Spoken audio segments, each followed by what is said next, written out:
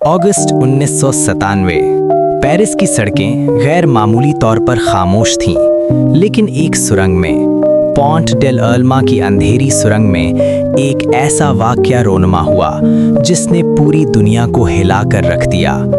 एक Mercedes S280, रफ्तार 65 मील फी घंटा से ज्यादा, और फिर एक जोरदार धमाका, टूटता हुआ शीशा और दुनिया की सबसे मशहूर औरत खून में लथपथ अपनी आखिरी सांसें ले रही थी। लेकिन सवाल ये है, क्या ये वाकई एक हादसा था या फिर कुछ और, कुछ ऐसा जो हमसे छुपा लिया गया?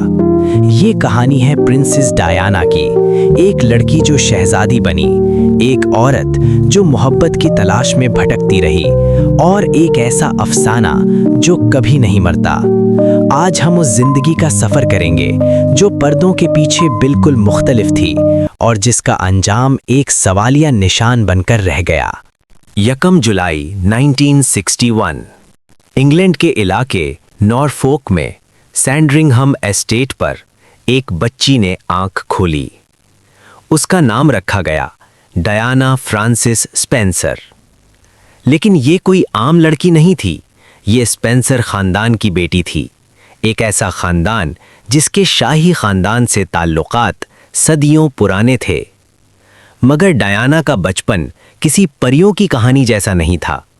जब वो सिर्फ 7 बरस की थी, उसकी दुनिया बिखर गई।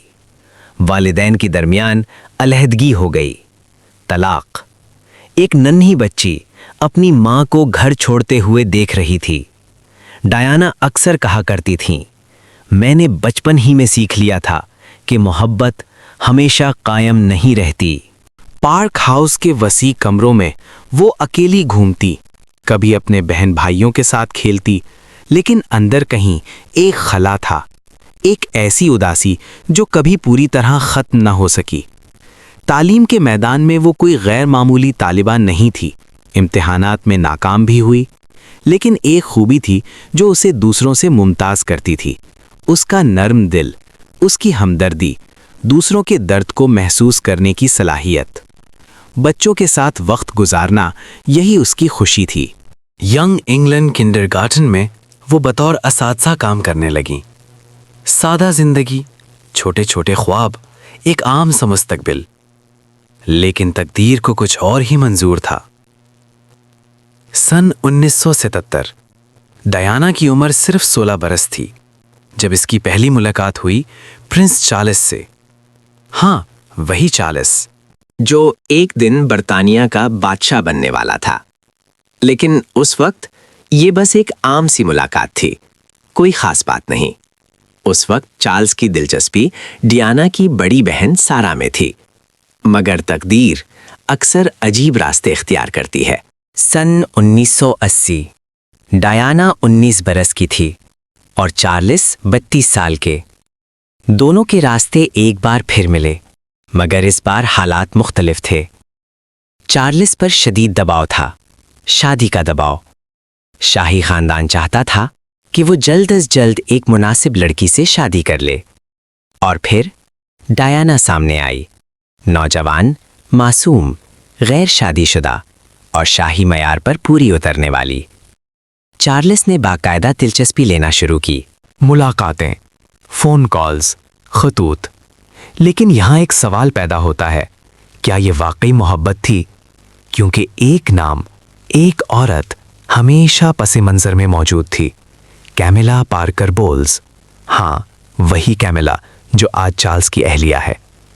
चार्ल्स और कैमिला का ताल्लुक 1970 की दहाई से था, लेकिन कैमिला शादीशुदा थी और शाही खानदान उसे कभी कबूल करने को तैयार नहीं था।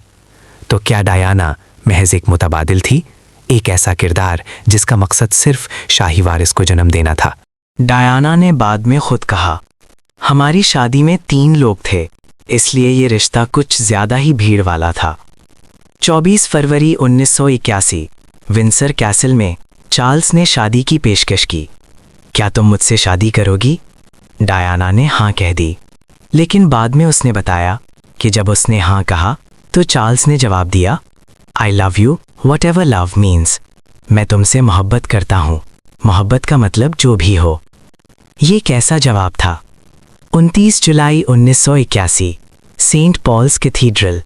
लाखों लोग और दुनिया भर में 750 मिलियन अफराद टेलीविज़न के सामने बैठे थे। सदी की शादी। डायाना खूबसूरत सफ़ेद लिबास में, 25 फुट लंबी दुम वाला गाउन, चेहरे पर मुस्कुराहट। लेकिन क्या वो वाकई खुश थी?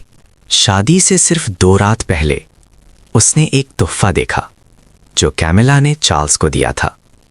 एक ब्रेसलेट जिस पर कुंदा थे, F और G, फ्रेड और ग्लैडिस, चार्ल्स और कैमिला के खुफिया नाम। डायाना टूट गई। वो शादी मनसूख करना चाहती थी, लेकिन उसकी बहनों ने कहा, अब बहुत देर हो चुकी है, तुम्हारा चेहरा तौलियों पर छप चुका है। और यूं एक लड़की अपनी किस्मत की तरफ बढ़ गई। शादी के बाद हनीमून, लेकिन खुशियां आर्जी साबित हुईं। 21 जून 1982 शहजादा विलियम की पैदाइश। पहला बेटा, शाही वारिस। सन 1984 शहजादा हैरी। डायाना ने अपना फर्ज पूरा कर दिया था। 2 बेटे, दोनों सेहतमंद। शाही खानदान का मुस्तकबिल महफूज। मगर उसकी अपनी जिंदगी आहिस्ता आहिस्ता बिखर रही थी। केंजिंगटन पैलेस, सुनहरे दरवाजे, कीमती फर्नीचर, नौकर चाकर, लेकिन इन दीवारों के अंदर एक औरत कैद थी। डायाना बुलीमिया का शिकार हो चुकी थी। ये एक ईटिंग डिसऑर्डर है जिसमें इंसान खाना खाने के बाद खुद को क़ै करने पर मजबूर कर देता है। ये बीमारी उसे शादी से पहले ही लाहक हो चुकी थी, लेकिन अब ये शिद्दत इख्तियार कर चुकी थी। वो शदीद डिप्रेशन में मुब्तला थी। खुदकुशी की कोशिशें भी की। एक बार वो सीढ़ियों से कूद गई। उस वक्त वो हामिला थी। डायाना ने बाद में कहा, मैं बस ये चाहती थी कि कोई मुझे सुने, कोई मेरे दर्द को समझे। लेकिन शाही ख़ानदान ने कहा, ये सब तवज्जो हासिल करने की कोशिशें हैं। चार्ल्स आहिस्ता आहिस्ता दूर होता गया। कैमिला से मुलाकातें जारी रहीं, फ़ोन पर घंटों बातें, और डायाना अकेली, टूटती हुई, बिखरती हुई। लेकिन बाहर दुनिया के सामने वो एक परफेक्ट प्रिंसेस थी, मुस्कुराती हुई, लोगों को हाथ हिलाती, बच्चों को गले लगाती, मगर अंदर से वो मर रही थी। सन 1985 चार्ल्स और डायाना के दरमियान कशीदगी अपने उरूज पर पहुंच चुकी थी। सरकारी दौरों पर दोनों साथ जाते, लेकिन एक दूसरे से बात तक नहीं करते। मीडिया ने महसूस करना शुरू कर दिया कि कुछ ठीक नहीं है। तस्वीर मंजरे आम पर आईं, जिनमें डायाना तन्हा बैठी नजर आती और चार्ल्स उससे फासले पर। ताजमहल के सामने डायाना की वो मशहूर तस्वीर, अकेली, खामोश। ये तस्वीर पूरी दुनिया को बता रही थी कि ये शादी एक झूठ है।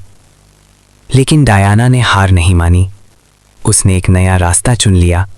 अगर शाही खानदान उसे मोहब्बत नहीं दे सकता, तो वो दुनिया को मोहब्बत देगी।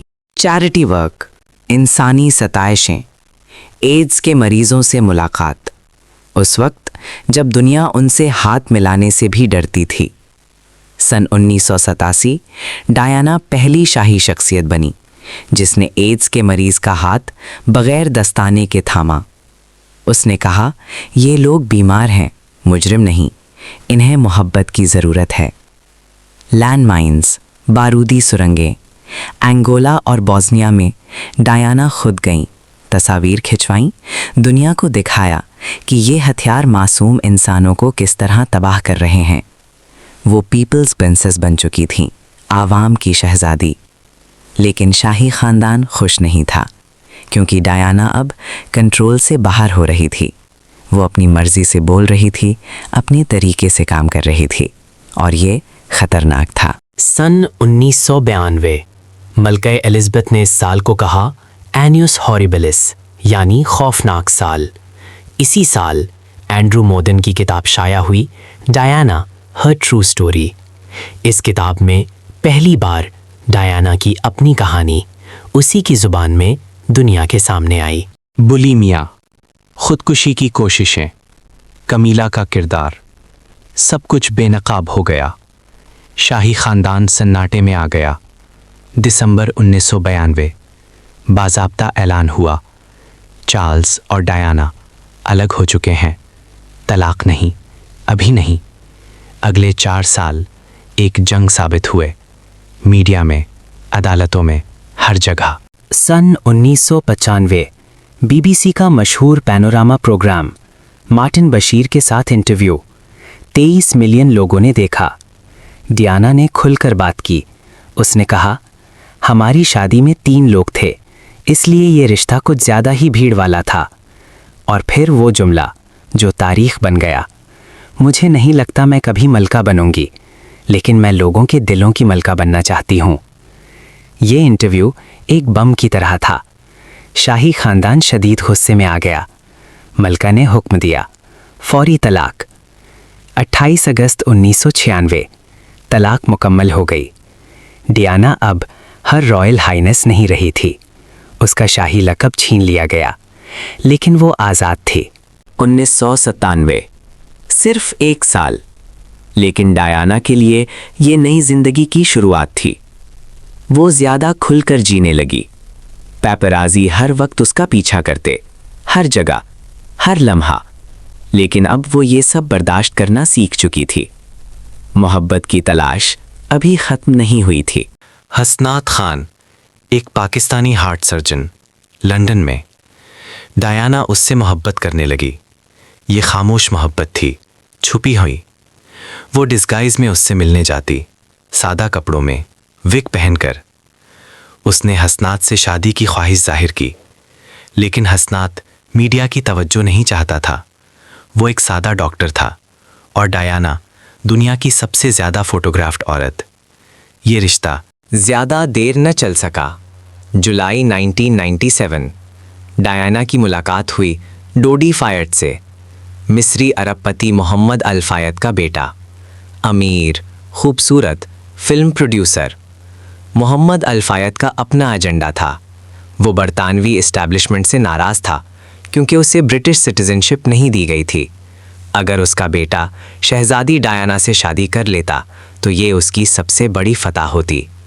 डोडी और डायना फ्रेंच रिवियरा पर, फयाद की यॉट पर, तस्वीर, बोसे, गले लगना, पूरी दुनिया में तहलका मच गया। क्या ये सच्ची मोहब्बत थी या सिर्फ एक समर रोमांस? बहुत से लोग कहते हैं ये सब पब्लिसिटी स्टंट था, हसनात खान को जेलस करने के लिए। लेकिन जो भी था, ये खतरनाक साबित होने वाला था। अगस्त 1997 डायना और डोडी पेरिस में थे। रिट्स होटल में क़याम था। शाम को डिनर पर गए। पैपराजी हर तरफ, कैमरे, फ्लैश। शोर। रात 12:20 वो होटल से निकले। मंसूबा था डोडी के अपार्टमेंट जाना। Mercedes S280, driver Henri Paul, bodyguard Trevor Rees Jones. Henri Paul Ritz का सिक्योरिटी चीफ। उसने अल्कोहल पी थी। बाद में पता चला खून में अल्कोहल की मिकदार लीगल लिमिट से 3 गुना ज़्यादा थी। गाड़ी रवाना हुई पैपरासी मोटर बाइक्स पर पीछे। रफ्तार बढ़ती गई 65, 70, 80 मील फी घंटा। और फिर पॉन्डिल अल्मा टनल। रात 12:23 एक जोरदार धमाका, चीखें, टायर की आवाज़ और फिर खामोशी। मर्सिडीज टनल के सतून से टकरा गई। हेनरी पॉल मौके पर ही हलाक। डोडी फायड हलाक। ट्रेवर रीस जोन्स शदीद जख्मी लेकिन जिंदा, क्योंकि उसने सीट बेल्ट बांधी हुई थी। और डायना, वो पिछली सीट पर थी, जिंदा लेकिन शदीद जख्मी। उसे अंदरूनी चोटें थीं, सीने में, दिल के करीब। सबसे पहले पहुंचे, लेकिन मदद करने के बजाय तस्वीर खींचते रहे। 9 मिनट बाद एम्बुलेंस पहुंची। डायना होश में थी। उसने कहा, my God, what's happened? Fire fighters ने उसे गाड़ी से निकाला। 1 घंटा लगा। एम्बुलेंस बहुत आहिस्ता चली। हॉस्पिटल सिर्फ 4 मील दूर था, लेकिन पहुंचने में 40 मिनट लगे। क्यों? पितिये साल्पित्रियर हॉस्पिटल। रात 2:06। डॉक्टर्स ने भरपूर कोशिश की। इमरजेंसी सर्जरी, सीना खोला गया, दिल के करीब रप्चर, लेकिन बहुत देर हो चुकी थी। सुबह 4 बजे ऐलान हुआ, प्रिंसेस डायना मर चुकी थी। उम्र सिर्फ 36 साल। दुनिया साकित हो गई, लेकिन सवालात उसी लम्हे शुरू हो गए। सवालात जो आज भी जिंदा हैं। अगस्त 1997। खबर फैली, दुनिया रुक गई। लंदन में केंसिंगटन पैलेस के बाहर लाखों लोग, फूल, आंसू, शमे। पीपल्स प्रिंसेस हमेशा के लिए चली गई थी। 6 सितंबर 1997, वेस्टमिंस्टर एबी। प्रिंस विलियम 15 साल का, प्रिंस हैरी 12 साल का। 2 बच्चे जिनकी माँ छीन ली गई थी, लेकिन डायना की लेगेसी आज भी जिंदा है। मोहब्बत, इंसानियत और सच बोलने की हिम्मत। वो परफेक्ट नहीं थी, लेकिन सच्ची थी, और इसीलिए वो हमेशा जिंदा रहेगी। सच को दफन किया जा सकता है, मगर सवालों को नहीं। प्रिंसेस डायना एक सुरंग में मारी गई, लेकिन उसकी आवाज़ आज भी जिंदा है। हर उस दिल में जो नाइंसाफ़ी के खिलाफ धड़कता है, हर उस शख्स में जो सच बोलने से नहीं डरता। क्योंकि कुछ लोग मरकर ख़त्म नहीं होते, वो सवाल बन जाते हैं, और सवाल कभी नहीं मरते। पाकिस्तान जिंदाबाद।